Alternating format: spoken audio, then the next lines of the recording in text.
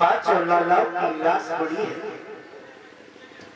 जिस माँ की सामने से लाला गुजर जाए उसे हजारों समझाने वाले होते हैं, लेकिन जिसके 5-5 पुत्र चले जाए उसे कौन समझाने वाला हो सकता है। मैया द्रौपदी रो रही है, तब भगवान कन्हैया अर्जुन आते। द्रौपदी दोनों हाथ जोड़कर कहने लगी, श्याम अब और क्या कसर बाकी रह गई है।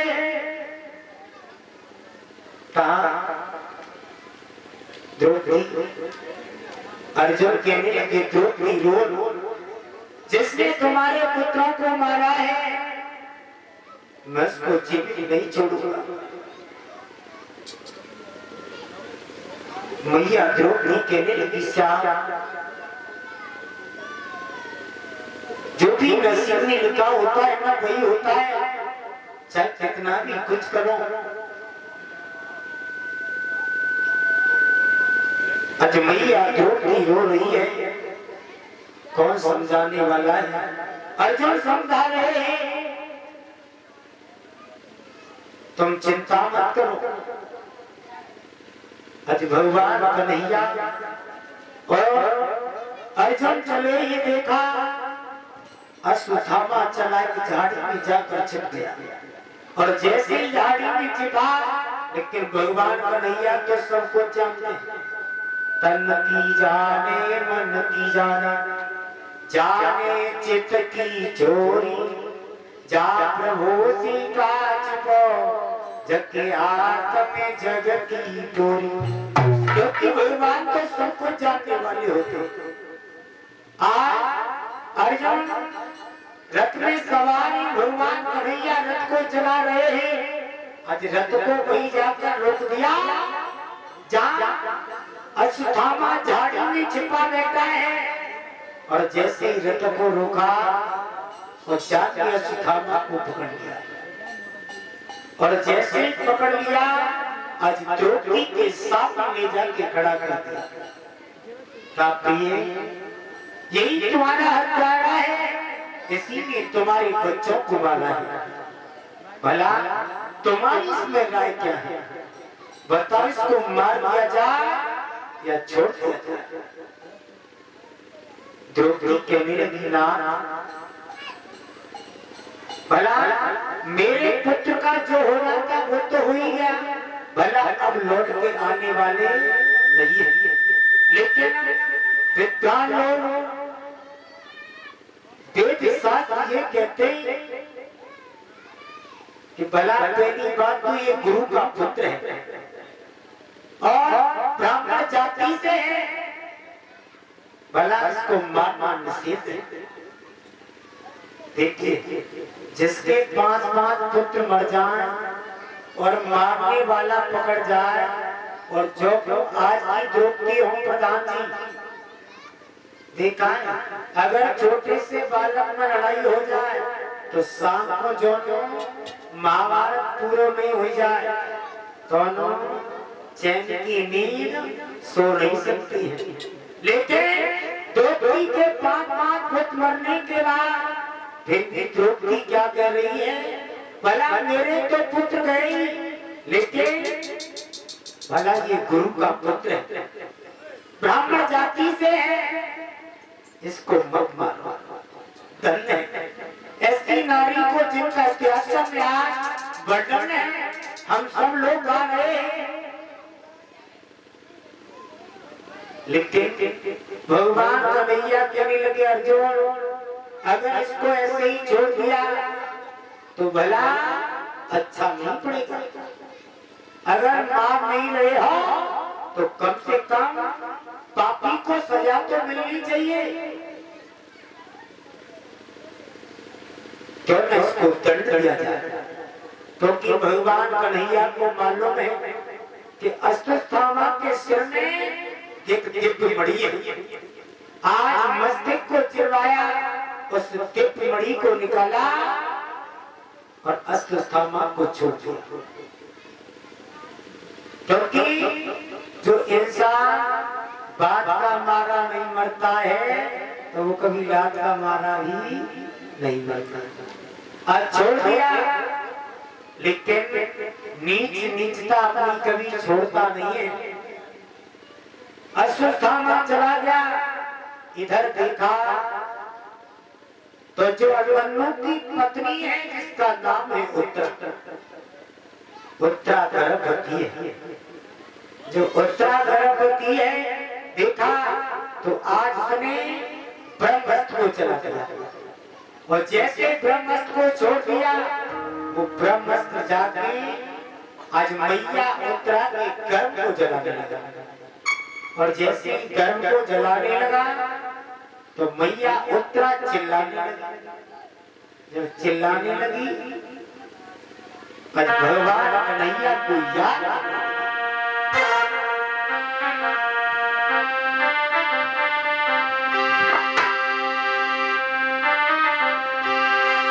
ओ मेरी असुवना भी है और साड़ी में आई चलियो के संग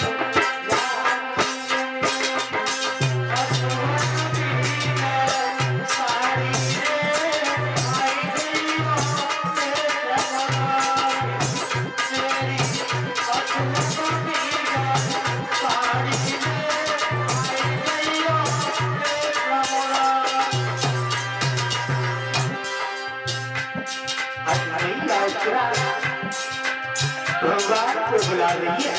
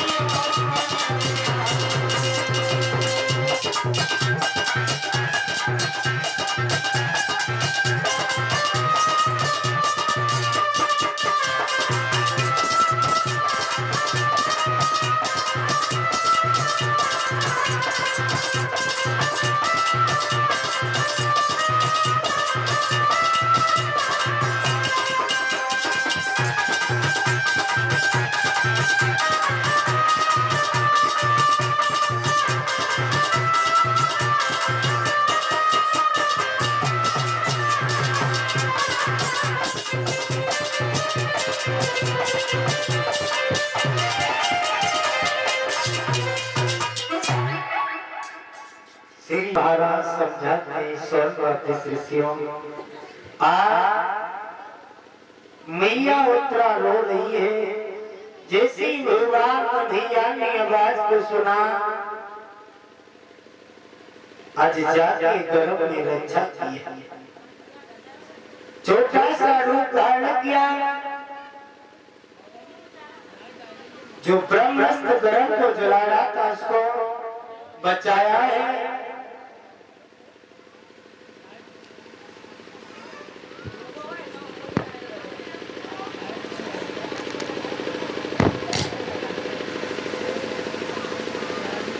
बोलिए सतगुरुदेव भगवान की।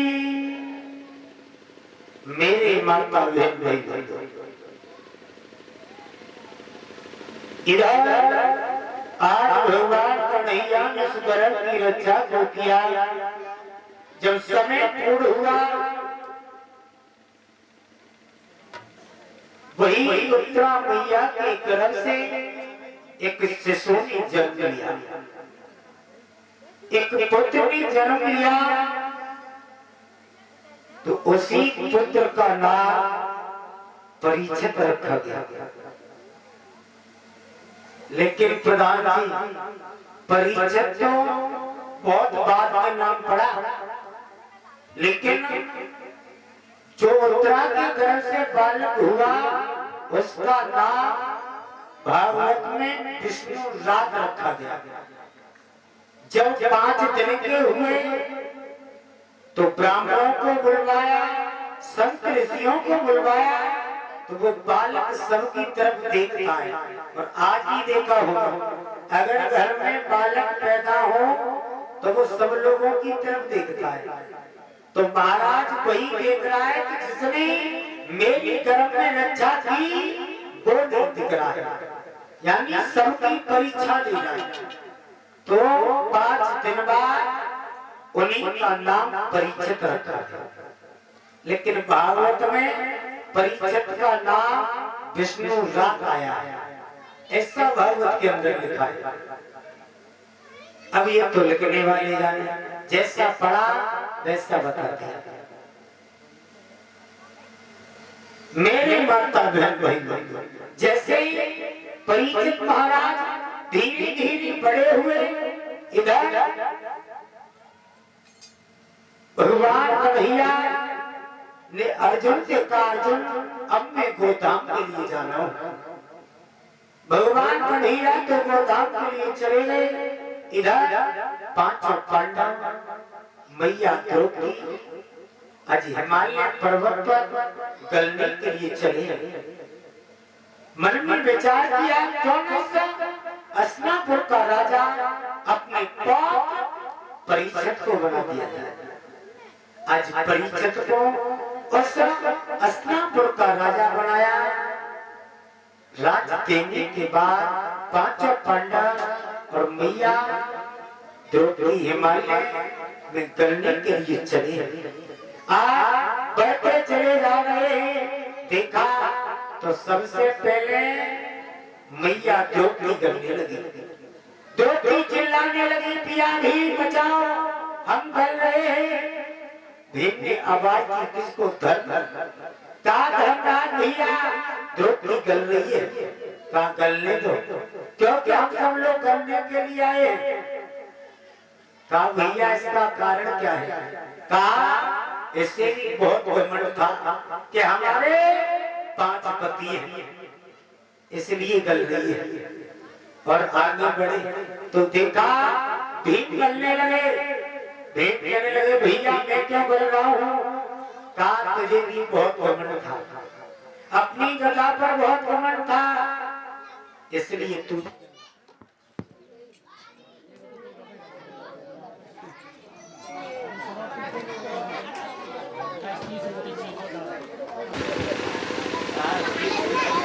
बोलिए सदगुरुदेव भगवान की। मेरे माता भाई थोड़े से आगे बढ़े तो देखा अर्जुन करने लगे। अर्जुन कहने लगे भैया मैं क्यों कर रहा हूँ? कहा तुम्हें भी अपने बाण पर धनुष पर बहुत घमंड था कि मुझ जैसा धनुधारी नहीं है, इसलिए तुम कर रही हो। थोड़े से आगे और बढ़े तो नकुल सहदेव गलने लगे। नकुल सहदेव कहने लगे भैया हम क्यों गल रहे हैं? कहा तुम्हें भी अपनी चोटी पर बहुत घमंड था, इसलिए गल रहे हो। आगे बढ़े तो देखा धर्मराज का पैर का अंगूठा गला। हमारे बुजुर्ग लोग बैठे विचार करने वाली बात है, धर्मराज का पैर का अंगूठा ही क्यों गला?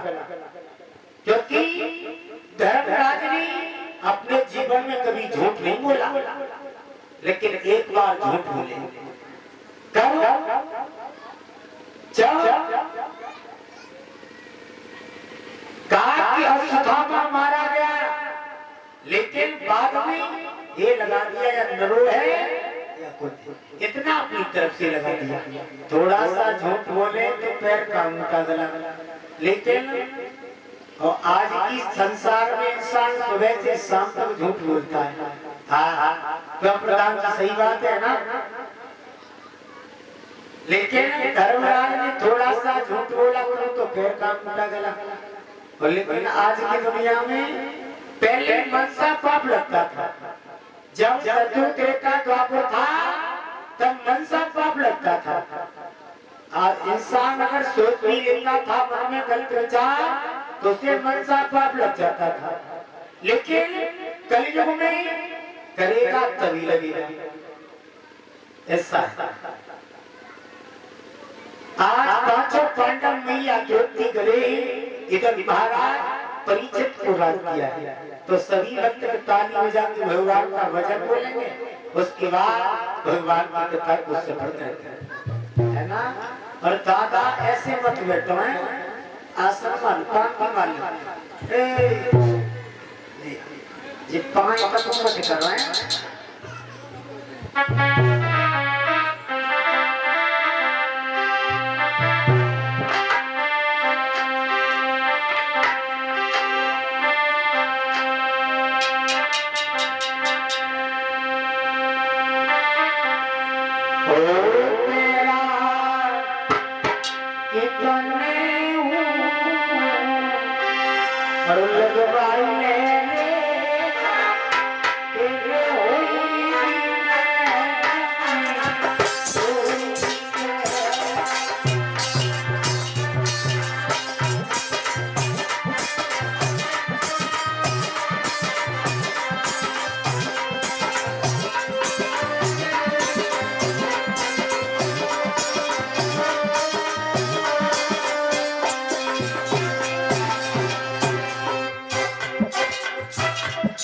हमने इस गजोली खुद का बहुत काम सुना है। प्रधान आज से सही 10-12 साल पहले में जो भोरी सिंह टेंट वाले उनके यहाँ कीर्तनों का प्रोग्राम होता था हर साल, तो 3-4 साल में आया ना। हाँ बहुत नाम सुना है। सब लोग ताली बजा, जिन्हें भगवान का एक बार ऊपर ठहियो तो सब लोग उठा, पीछे वाले था। हाँ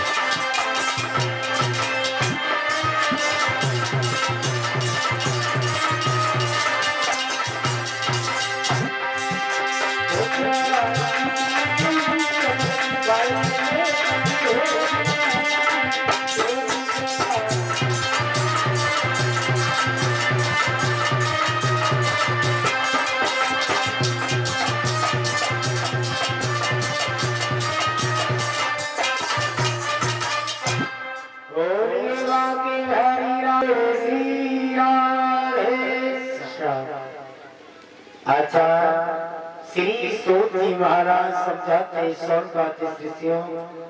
इधर महाराज परीक्षित को स्नापुर का राजा बनाया है। महाराज परीक्षित का विवाह पाताल लोक के राजा वासुकी बेटी नवलते के साथ हुआ।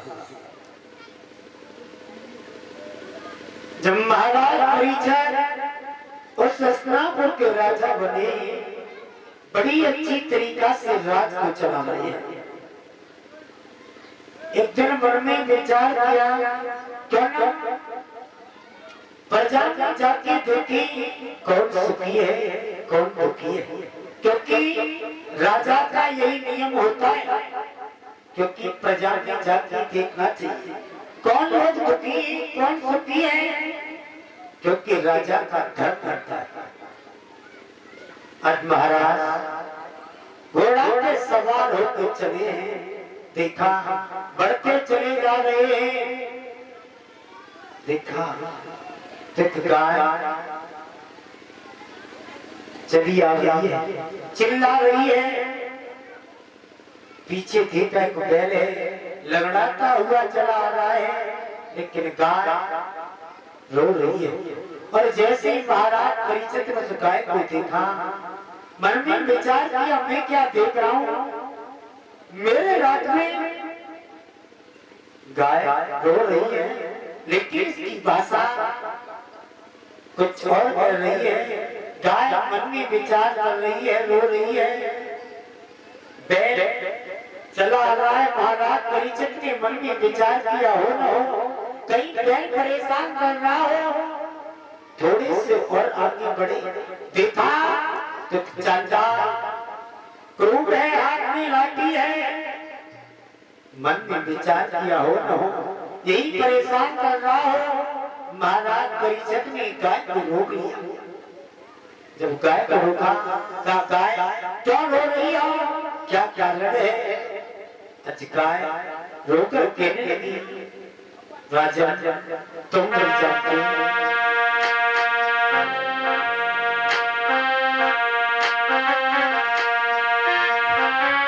कौन है राज मेरी लाज बचाने आए, कौन है राज मेरी लाज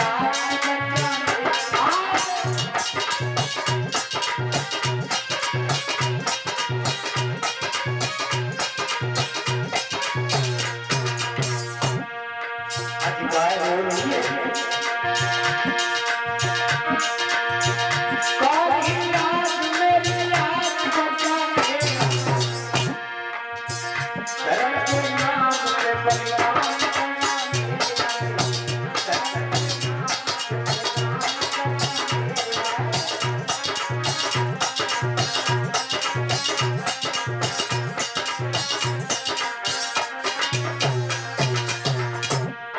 आज गाय रो रही है। कौन है वीर बलिदान तुम्हारी माँ, तुम्हारी माँ, देवी न काट के आजाद करने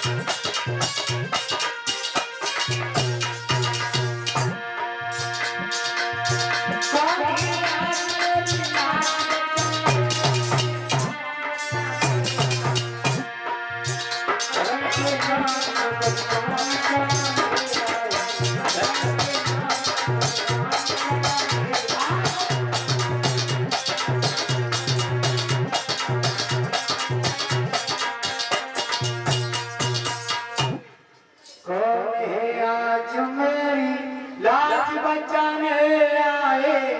धर्म के नाम पर बलिदान चढ़ाने आए।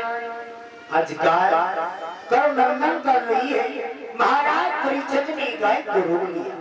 कहा तुम क्यों रो रही हो, कौन हो? गाय बड़ा सुंदर जवाब दिया। कहा राजा तुम मुझे गाय समझ रहे हो, मैं गाय नहीं हूँ, मुझे धरती माँ कहते हैं, क्योंकि धरती पर इतना अधिक अत्याचार बढ़ गया है। अगर ऐसे ही बढ़ता गया तो मैं रस्सा तल कर ही चली जाऊंगा।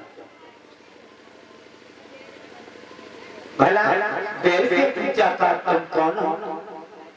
बैल ने बड़ा सुंदर जवाब दिया। कहा राजा तुम मुझे कोई बैल समझ रहे हो, मैं बैल नहीं हूँ, धर्म हूँ। देख रहे हो दिन पे दिन इतना अत्याचार होता जा रहा है, इसके कारण अगर ऐसे ही बढ़ता गया तो मैं रस्सा तक के लिए चली जाएगी। क्योंकि सत्य त्रेता द्वापर था, तुम चिंता मत करो। आगे बढ़े।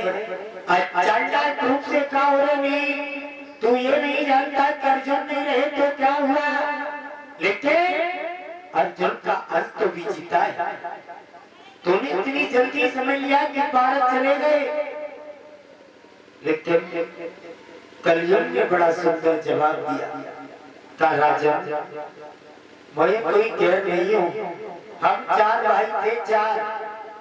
सबसे बड़ा भाई था सत्य, उसने पूरा समय अपना राज किया, वो भी चला गया। उसके बाद उससे छोटे वाले भाई थे जिनका नाम था त्रेता, उन्होंने भी अपने समय में राज किया। उससे सबसे छोटे नंबर तीसरे के थे द्वापर, उन्होंने भी अपना राज किया।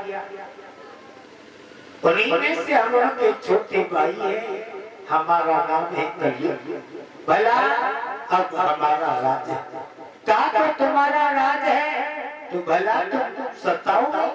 क्या भला मैं किसी को सताता नहीं हूँ, क्योंकि मेरा राज है। लेकिन राजन तुम्हें बात नहीं मालूम, क्योंकि ताने के अंदर भी गुण होता है, मुझ में गुण भी है तो अवगुण भी है। और सच बात तो यही है कि इंसान के अंदर अगर सच ही सच है तो कहीं न कहीं प्रधान जी एक लेख अवगुण अवश्य होगा, क्योंकि दाने के अंदर भी गुण होता है, लेकिन कहीं न कहीं छुपा जरूर होगा। जब सारा प्रताप को बताया, कलयुग कहने लगा राजन चाहे कुछ भी करो, परीक्षित कहने लगे हम तो ये जीवित नहीं छोड़ेंगे, मार देंगे। कलयुग कहने लगा राजन तो मुझे मार नहीं सकते, अगर मारोगे तो ब्रह्मा जी की आंख टूट जाएगी, मार नहीं सकते, क्योंकि मेरा कोई दोष नहीं है, क्योंकि मुझ में अवगुण भी है तो गुण भी है। सतयुग त्रेता द्वापर में ऋषि लोग हजारों वर्ष तक तपस्या करते थे, फिर भी भगवान के दर्शन प्राप्त नहीं होते थे। लेकिन मेरे राज में सुबह राम जपो और 10 मिनट बाद आराम। पहले सतयुग त्रेता द्वापर में मनसा पाप लगता था, लेकिन मेरे में चाहे कितने भी गलत विचार सोचो, लेकिन पाप नहीं लगेगा। जब तक करोगे नहीं तब तक लगेगा। हाँ, आज समझ आएगी। और कलयुग कहने लगा राजा की बात कहीं सुनो,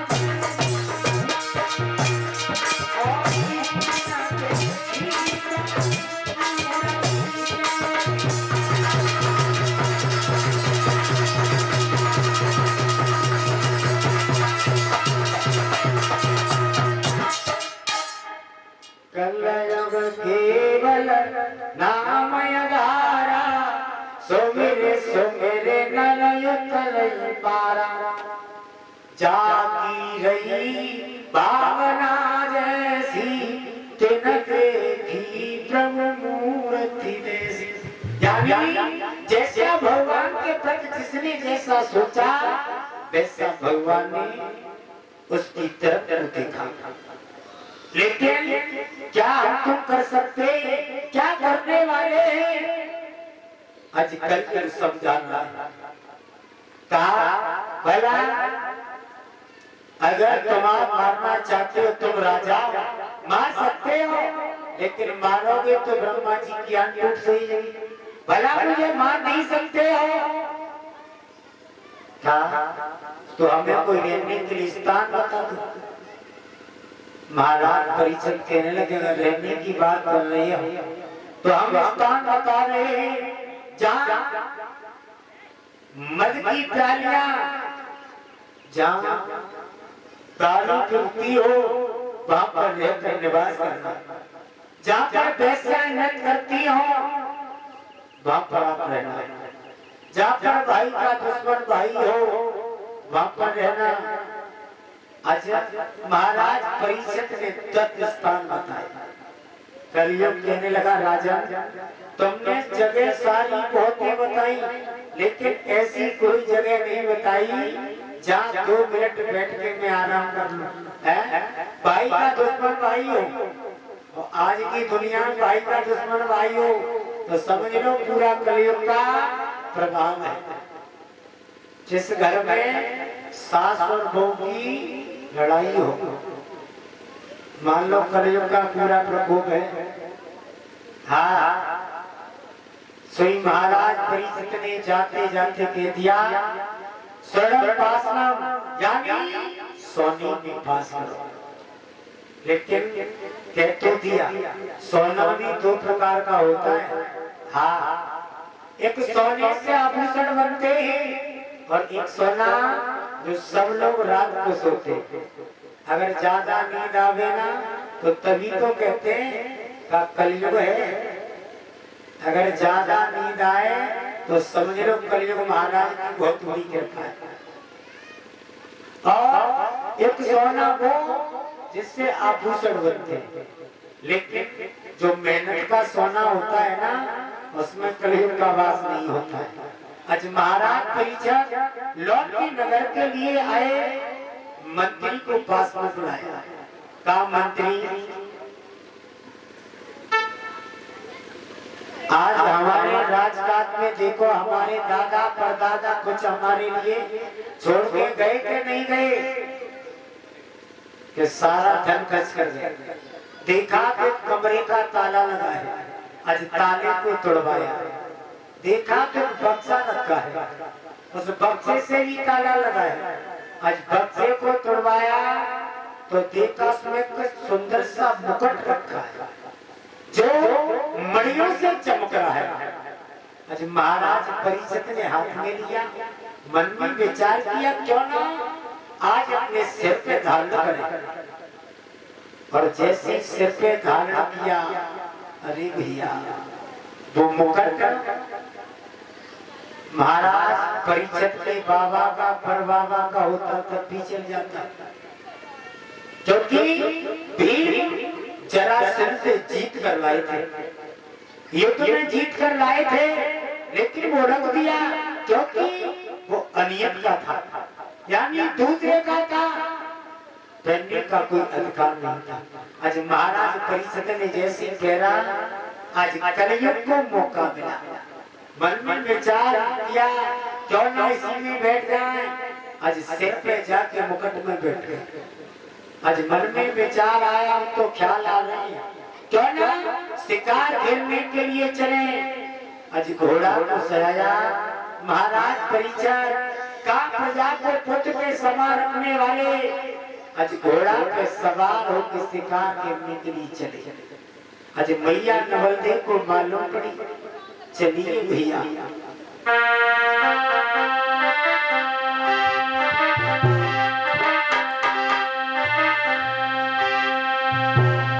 भैया समझे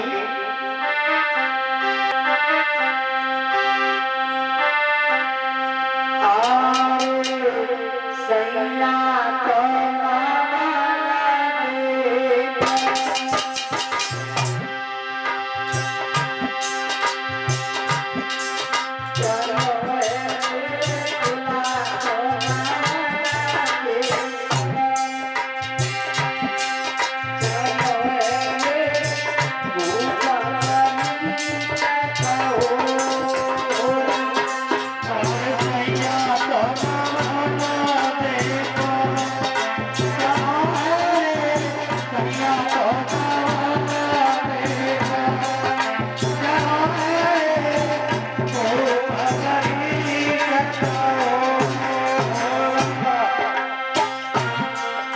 आज महाराज बड़ी चले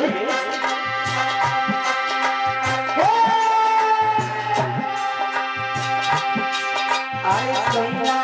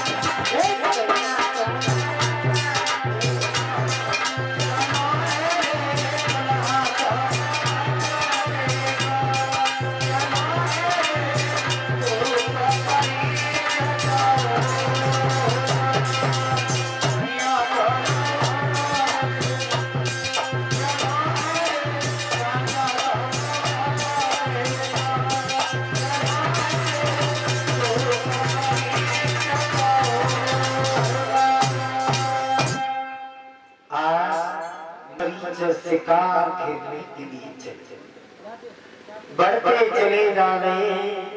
देखा सुबह से शाम होने के लिए जा रही है, लेकिन महाराज परिजन को सोई शिकार नजर नहीं पड़ी। देखा तो बहुत तेजी से प्यास सताती लगी। श्री सोजी महाराज समझाने लगे, सोनकाते शिष्यों, आज महाराज परिचक ने मन में विचार किया, क्यों न लौट नगर के लिए चले। जैसे देखा तो सामने एक आश्रम नजर पड़ा है। आज जैसे आश्रम की तरफ गए तो वो आश्रम किसी गैर का नहीं था। महाराज लोमस ऋषि का आश्रम है, जिनका भागवत में नाम समीप ऋषि आया है, जिन्हें लोमस ऋषि भी कहते हैं। देखा तो समीप ऋषि महात्मा भगवान का भजन कर रहे हैं। लेकिन एक बात और बता, पहले के जो संत होते थे वो त्रिया काल भजन किया करते थे, यानी 3 टाइम भजन किया करते थे, और गृहस्थ लोग 2 काल भजन किया करते थे। लेकिन आज के संत देखे हैं, वो गृहस्थ नहीं देखे होंगे। 2 काल की कौन कहे, एक समय भजन करने का समय नहीं है, लेकिन समय तो वही है गौरीचंद महाराज इंसान तो वही है जो सत्य त्रेता द्वापर में था, क्योंकि आत्मा अजरम है, आत्मा कभी मरती नहीं है, क्योंकि अग्नि जला नहीं सकती, पानी गीला नहीं कर सकता, बाज सुखा नहीं सकती। जिस तरह इंसान पुराने वस्त्रों को छोड़ के नए वस्त्र धारण कर लेता है, इसी तरह ये आत्मा शरीर को छोड़ के दूसरे शरीर में विलीन हो जाती है। लेकिन इंसान की भावनाएं और विचार बदल गए, भावनाएं विचार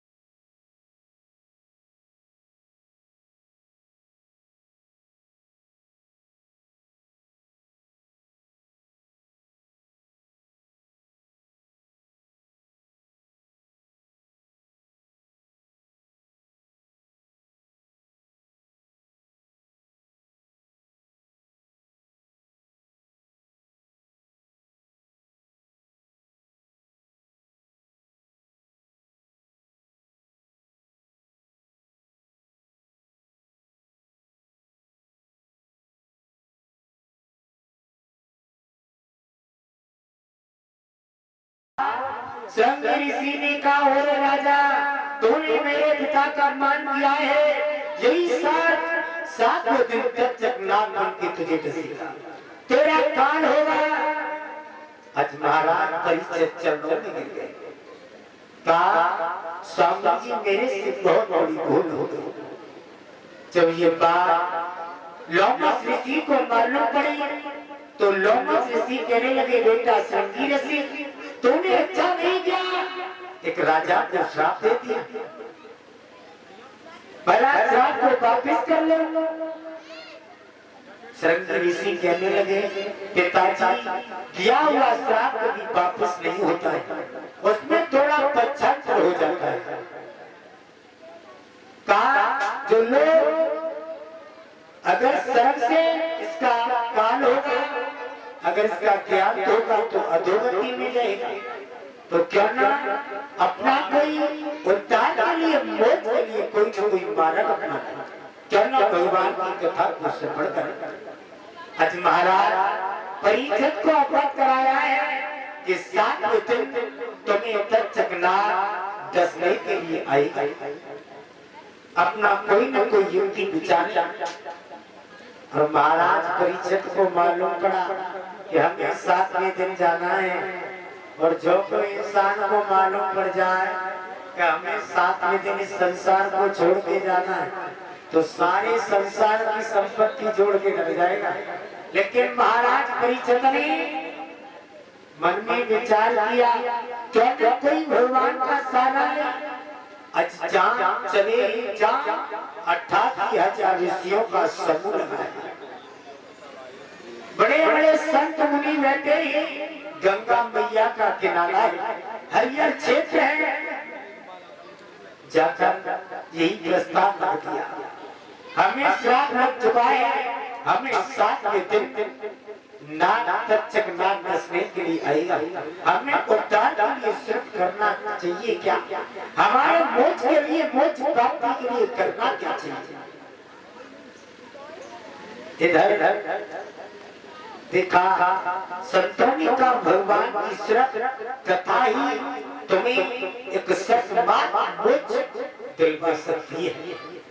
इधर एक दिन कैलाश पर्वत पर भोले बाबा और पार्वती मैया बैठे, तो भोले बाबा तो कहीं चले गए और पार्वती मैया कैलाश पर्वत पर बैठे।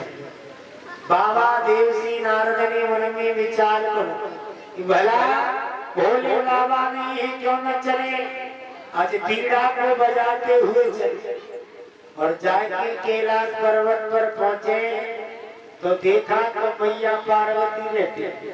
कहा, मैया को प्रणाम। मैया को प्रणाम।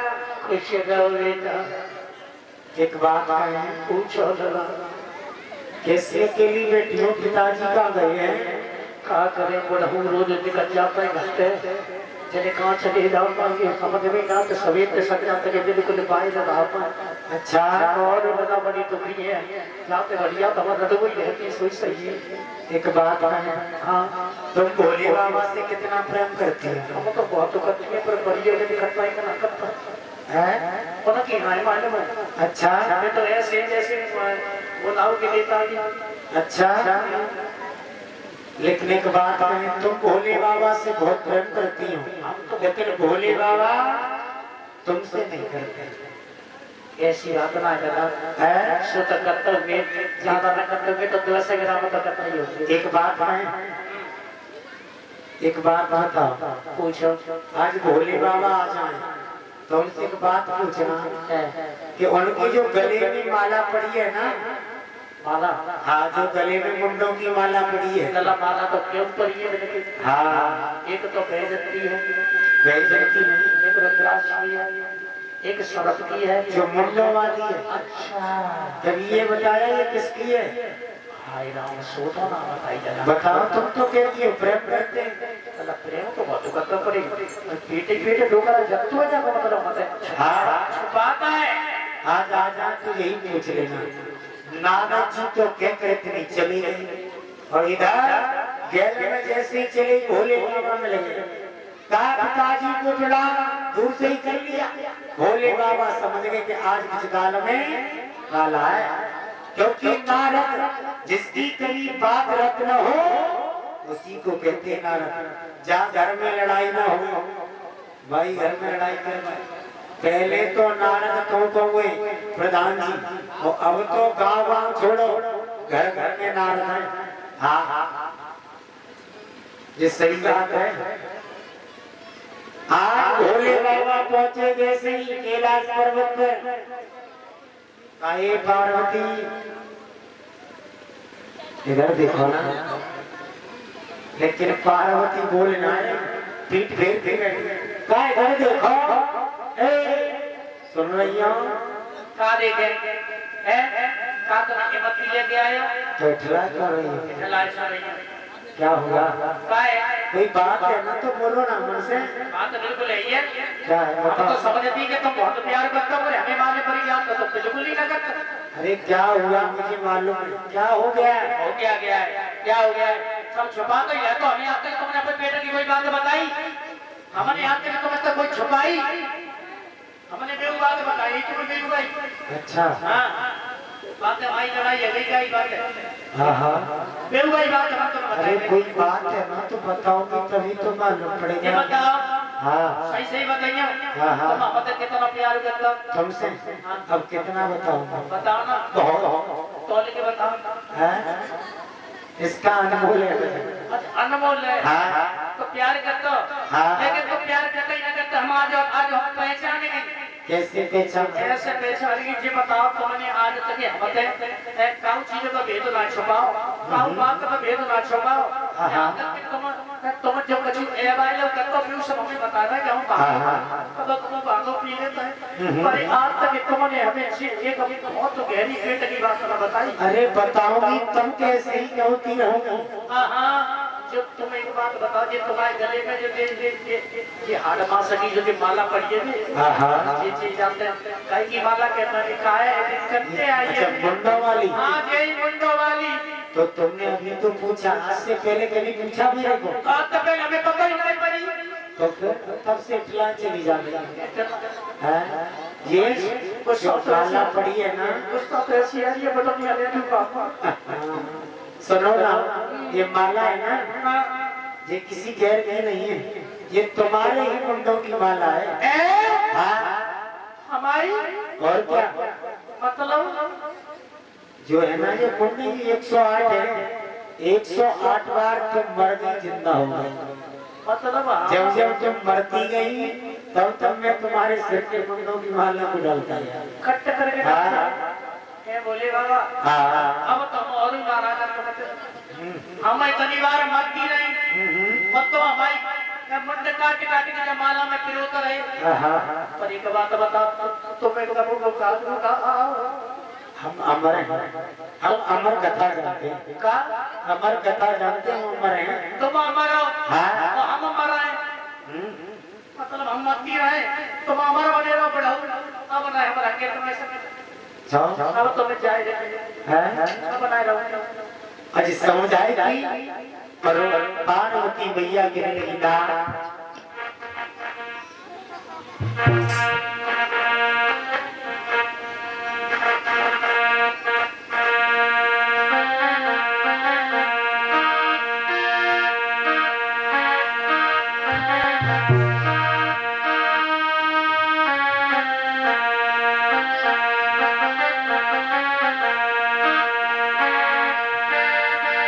कैसी पड़ी हो, कैसी पड़ी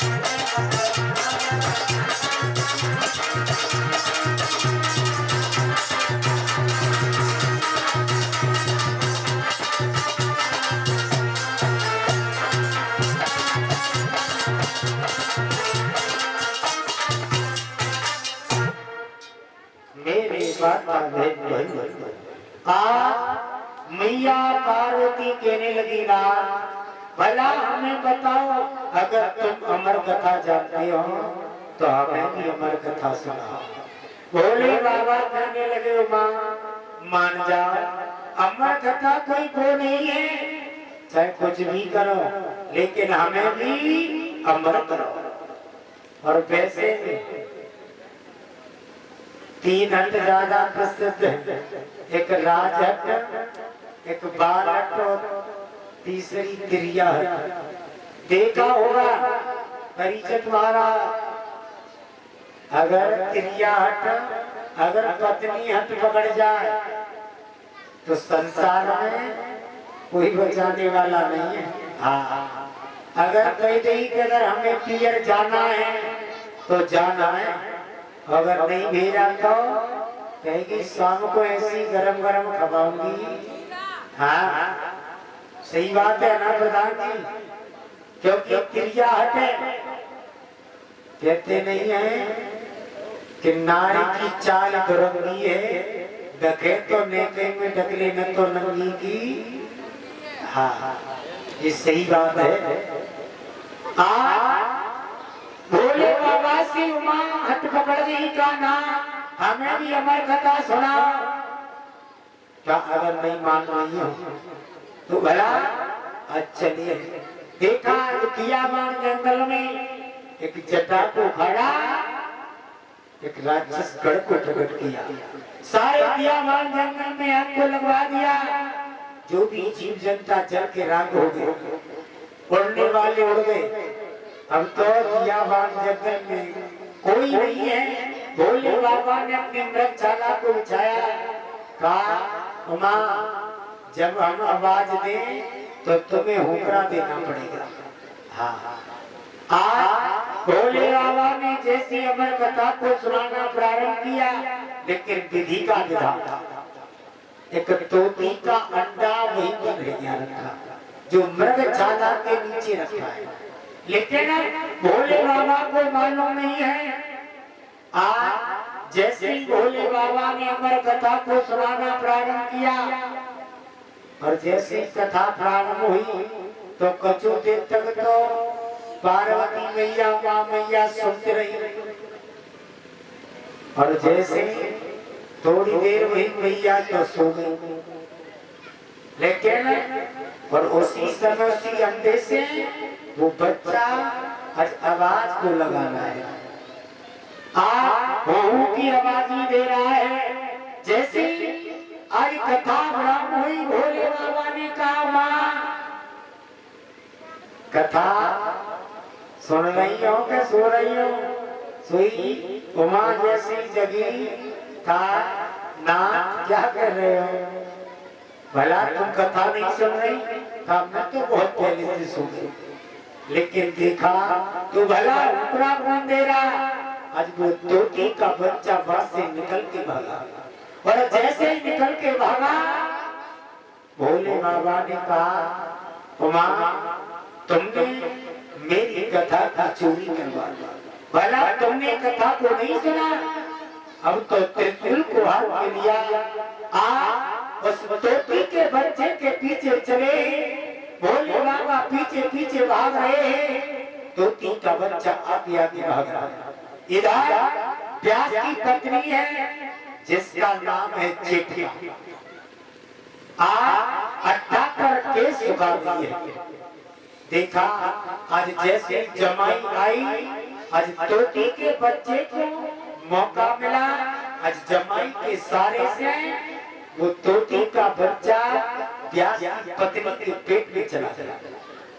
जब पेट में चला गया अब भोले बाबा व्यास के दरवाजे पर रुक गए। अब तो व्यास के दरवाजे पर रुक गए। जब काफी देर हो गई व्यास जी आए, भोले बाबा को देखा, कहा तुम्हारे घर में चोर है। व्यास जी कहने लगे चोर है, भला ढूंढा जाए, जब चोर हो तो मिल जाए। सारे घर को ढूंढा, कहा चोर घर में नहीं है, तुम्हारी पत्नी के घर में है। अब भोले बाबा समाधि को लगा गए, बैठ के वही दरवाजे में समाधि को लगा लिया। देवताओं को मालूम पड़ा, भोले बाबा को समझाया, कहा मैं अपने चोर को जीवित नहीं छोड़ूंगा क्योंकि उसने मेरी अमर कथा को चुराया है। भोले बाबा से देवताओं ने कहा एक बात बताओ, भला जिसने अमर कथा को सुन लिया हो उसे तुम क्या मार सकते? वो तो अमर ही है। भोले बाबा को समझाया। आज भोले बाबा लौट के कैलाश पर्वत के लिए गए हैं। इधर एक नहीं काफी वर्ष व्यतीत हो गए, लेकिन व्यास की पत्नी के गर्भ से वो तोती का बच्चा जन्म नहीं ले रहा है। आप व्यास भगवान कहने लगे भला अवतार को धारण करो। आज गर्भ से कह रहे हैं प्रभु पिताजी में अवतार को तो ले सकता हूँ, लेकिन ये सारा संसार 2 घड़ी के लिए निर्मोह कर दिया जाए तब। किसी के प्रति कोई मोह नहीं होना चाहिए क्योंकि मैं मोह माया से परे होना चाहता हूँ। आज व्यास भगवान ब्रह्मा जी के पास गए, सारा वृत्तांत बताया। आज 2 घड़ी के लिए इस संसार को निर्मोह किया। उसी समय उन्हीं सुखदेव जी का अवतार हुआ। आज सुखदेव जी का नाम जमीन पर पिछड़ता जा रहा है। बाप संत जैसे तेज विग्रह विशाल रूप है। आज नंगे पैर आज दियावान जंगल में जहाँ 10,000 ऋषियों का समूह लगा है, गंगा मैया का किनारा है, बढ़ते चली जा रही है। बोले सुखदेव जी महाराज की चली जा रही है। देखा जहाँ 88,000 ऋषियों ने उस विशाल रूप को देखा, जोकर ने आज दंडवत लेटकर प्रणाम किया। यहाँ तक कि स्वयं उनके पिता व्यास जी ने प्रणाम किया। तो इस पर लोग सवाल कर देते हैं कि पिता ने पुत्र को प्रणाम किया, लेकिन पुत्र को प्रणाम नहीं किया बल्कि उनके ज्ञान को प्रणाम किया, क्योंकि ज्ञान में कोई छोटा बड़ा नहीं होता। यहाँ तक कि सुखदेव जी ने स्वयं महाराज परीक्षित को प्रणाम किया। आज ऊंचे से सिंहासन पर बिठाया है, उन्हीं का नाम सुखदेव जी रखा गया। सुखमा ने तोता और देव ने देव। सुखदेव संस्कृत में तोते को सुख कहते हैं। आज सुखदेव जी का अवतार हुआ। आज सभी ऋषियों ने बड़ा सुंदर सुखदेव जी से प्रसन्न किया। महाराज परीक्षित खड़े हो गए। परीक्षित महाराज ने कहा अगर किसी इंसान को श्राप लग जाए तो उसे सच मार्ग मोक्ष की प्राप्ति का कारण साधन क्या है, इंसान का मूल्यांकन क्या है।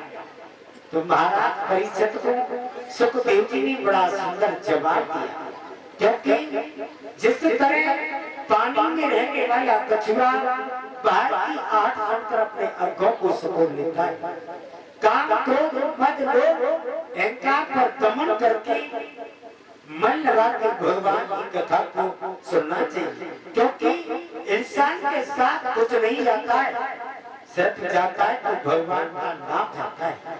क्योंकि कितना तूने अच्छा कर्म किया, कितना तूने अच्छा धर्म किया, कुछ भी साथ जाने वाला नहीं है। न भाई साथ जाता, न धन जाता है, न पत्नी जाती है, न मकान दुकान जाता है, सिर्फ जाता है तो भगवान का नाम साथ में जाता है। देखा होगा जब इंसान का अंतिम समय आता है तो परिवार वाले भी कहते हैं अब तो भगवान का नाम ले लो जिससे तुम्हारा कल्याण हो जाए, लेकिन फिर भी इंसान इस मोह माया में फंस जाता है, उस परमात्मा को याद नहीं कर पाता, वही नरक का भागी बन जाता है। आज महाराज परीक्षित को सुखदेव जी नियम बता रहे हैं।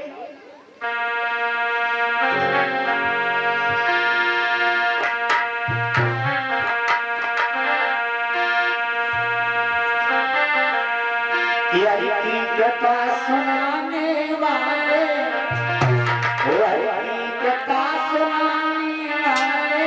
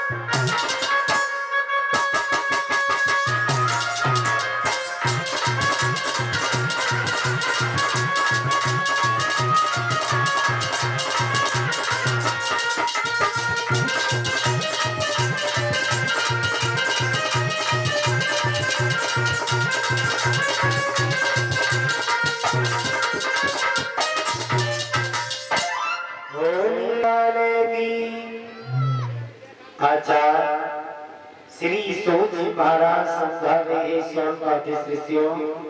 आज महाराज परिचत ने सवाल किया, भला इंसान अधोगति में जाता है, भला उसे पत्नी के साधन क्या है? आज सुखदेव जी ने बड़ा सुंदर जवाब दिया, भला सिर्फ भगवान का ही भजन चिंतन करना चाहिए, मोह माया को छोड़ देना चाहिए। आज महाराज परिषद ने राशि वस्त्रों को त्यागा, राग पाठ को छोड़ा, अपने पुत्र जन्मेजय को राज दिया और जाके आज गंगा मैया की रेती में एक पत्थर की शिला पर बैठ के सुखदेव जी ने एक वट वृक्ष के नीचे आज महाराज परिचित को भगवान की कथा को श्रवण कराया। भागवत में पहला श्लोक है,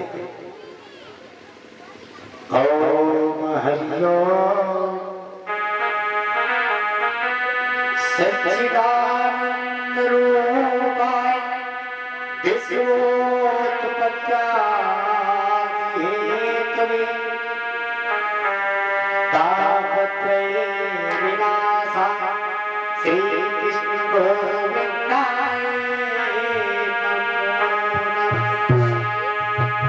नमो नमः। यानी सच्चिदानंद सत्य चित्त प्रसन्न, अगर इसकी संरक्षित की जाए तो सत्य चित्त आनंद। सत्य क्या है, चित्त क्या है? जो आंखों से दिखाई दे रहा है वही सत्य है। चित्त आनंद, आनंद भगवान का नाम है, क्योंकि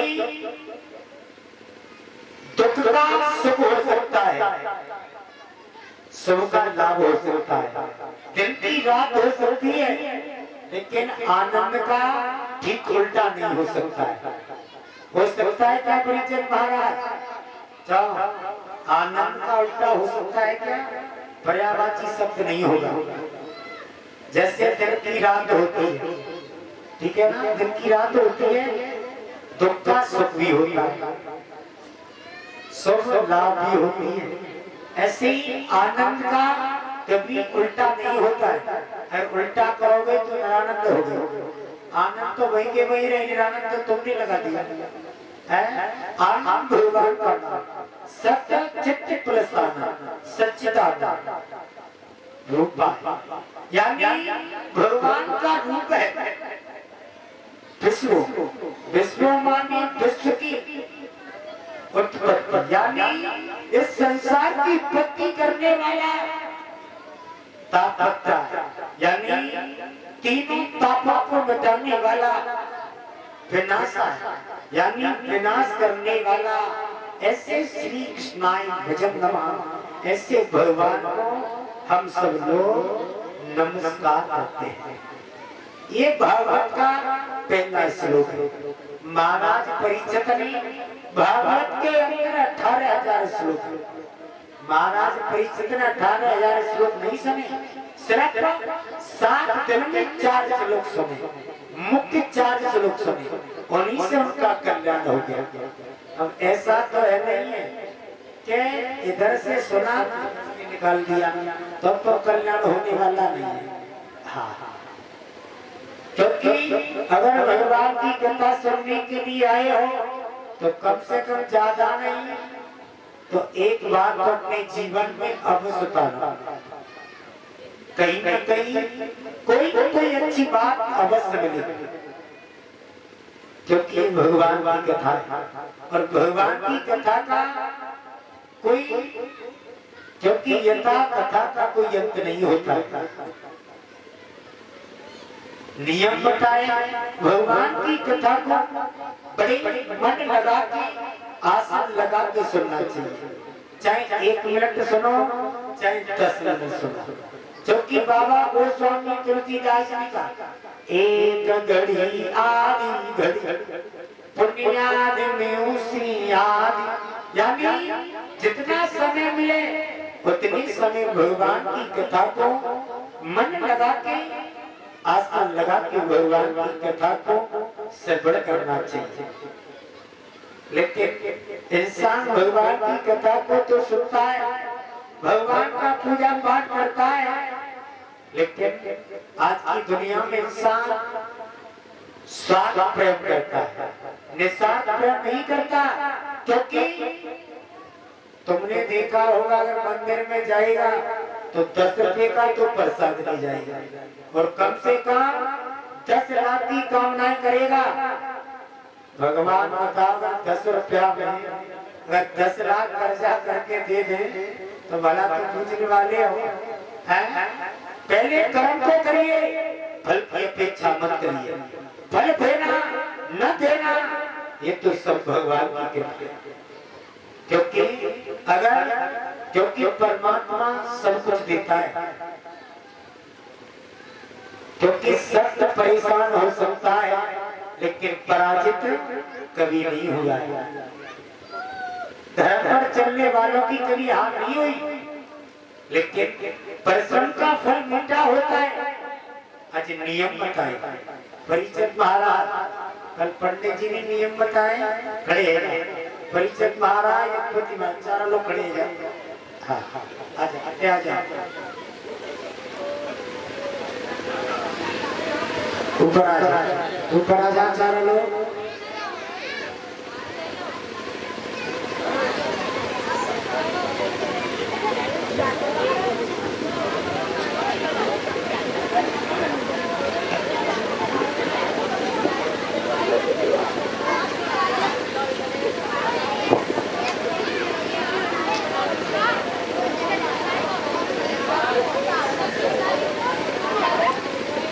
जल का पात्र लें, सर्वप्रथम भागवत जी का पूजन करें। भागवत जी का पूजन करने के बाद में व्यास जी का पूजन करें, क्योंकि सुखदेव महाराज अब परीक्षित महाराज को कथा सुनाएंगे। तो सर्वप्रथम भागवत जी का पूजन करें, उसके बाद में व्यास जी का। तो जल का पात्र लें, जल का लोटा लें, भागवत जी को जल चढ़ाएं, तिलक करें। और जी कल से आप जीन्स का पैंट नहीं पहनोगे, ठीक है? कौन पहने? एक ज्योति महाराज जितनी देर यहाँ बैठोगे जीन्स का पैंट नहीं पहनोगे, ठीक है? हाँ नहीं पैंट नहीं पहनोगे, ठीक है? आज की बात चलो चलिए जल अर्पित कीजिए। श्री भगवान स्वरूपणे भागवताय नमः। आचमनम समर्पयामि नमः। जल के छींटे लगाएं, उंगलियों से लगा दीजिए।